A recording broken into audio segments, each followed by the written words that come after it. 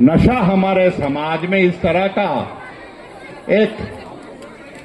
वो जो है इस तरह की बीमारी है कि ये अगली नस्ल को तो खराब करती है, लेकिन हमारा जो युवा है उसको भ्रमित करके और उसकी जो पथ है, जो उसकी तरक्की है, जो उसके चलने की है, उसको भ्रमित करती है और उसमें आने वाला समय जो है बड़ा अंधकार होता है। मैं आज आप सबसे यही कहूंगा कि 21 नवंबर 2020 को हमने भी इस तरह के समाज में नशा मुक्ति और नशा जैसी कुरीतियों से समाज को हम मुक्त कराएं, उसके लिए शुरुआत करी थी।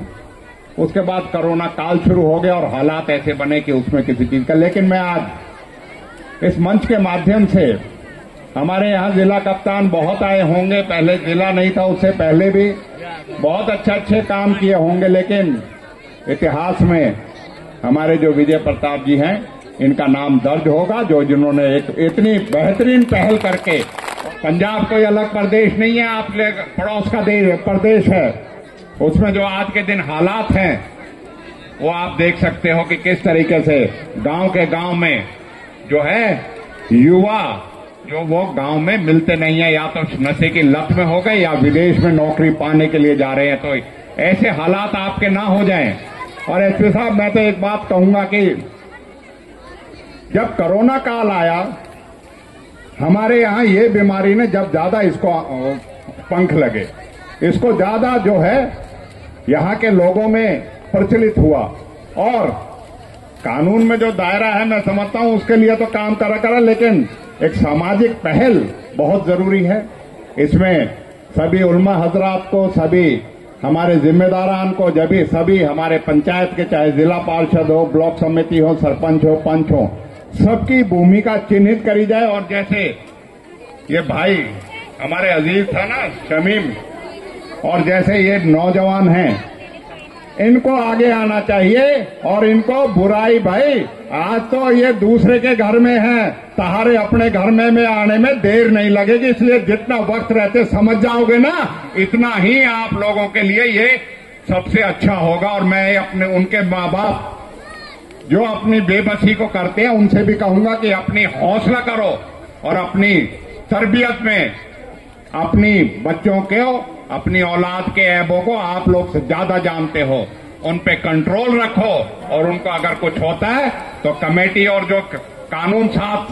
देगा आपका, आप उनके खिलाफ आवाज उठाओ, उनको रोकने का काम करो, ना कि उसे छुपाने से काम नहीं चलेगा। जब बर्बादी हो जाएगी उसके बाद कुछ नहीं बचेगा। मैं तो आज आपके बीच में यही कहने के लिए आया हूं कि तरबियत का फर्क ये होता है, शिक्षा का फर्क ये होता है। किसी गांव से एक व्यक्ति पढ़ के, मेरे वालिद साहब चौधरी खुर्शीद अहमद इसी गांव से पढ़ के गए और आज वो राजनीति में बुलंदियों पे गए। तो तरबियत और शिक्षा का महत्व को समझने की जरूरत है और अपनी जिम्मेवारियों को आप ही उठाएंगे। कोई मतलब जो है ये पहल तो एसपी साहब और हमारे जो साथी हैं ये सकारात्मक पहल करेंगे, लेकिन इसमें सबसे बड़ी जो है इच्छा शक्ति, जो कमिटमेंट है आपकी होनी चाहिए कि आप गलत को गलत कहना शुरू करें, ना कि शर्मिंदा होके ये कहें कि यार यह छुपाई रखने, छुपाने से युग ऐप दबेगा ना, कभी चोरी करेगा, कभी हेरा फेरी करेगा, कभी काय की और के करेगा, लेकिन आएगी तो सबके सामने। लेकिन वक्त रहते उस पर पाबंदी लगा दोगे तो आप लोगों को भी ज्यादा शर्मिंदगी नहीं होनी पड़ेगी। मैं धुलावट गांव के सभी नौजवानों से ये कहूंगा कि भाई नशा तो छोड़ो ही छोड़ो, कुछ और ऐप भी आप लोगों ने पाल रखे हैं, उनसे भी तौबा करो। ये नहीं कि नशे की बात है, भाई चोरी डकैती और अन्य जो भी चीज है ना, जो मुट्ठी भर लोगों ने गांव बदनाम कर रखा है, उससे भी बाज आने की जरूरत है। और इसमें कोई इस बात को मैं छुपा के नहीं कह रहा, आप सबको पता है भाई, अपने अंदर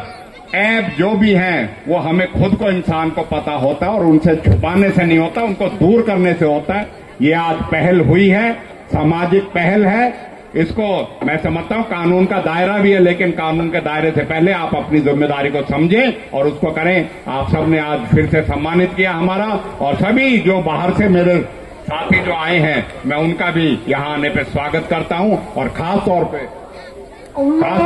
खास तौर पे एसपी साहब का बहुत बहुत शुक्रिया।